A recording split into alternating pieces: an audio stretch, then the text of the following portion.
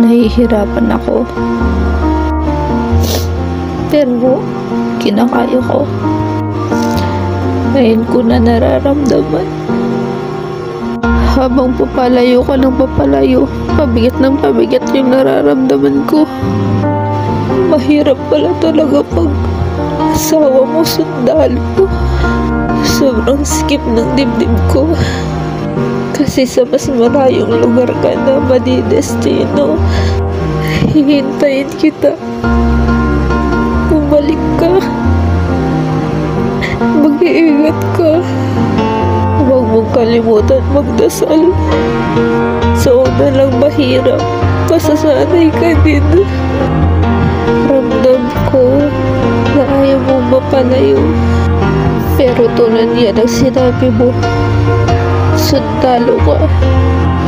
Mag-iingat ka na lang palagi dyan. Hihintayin ka namin ng mga bata.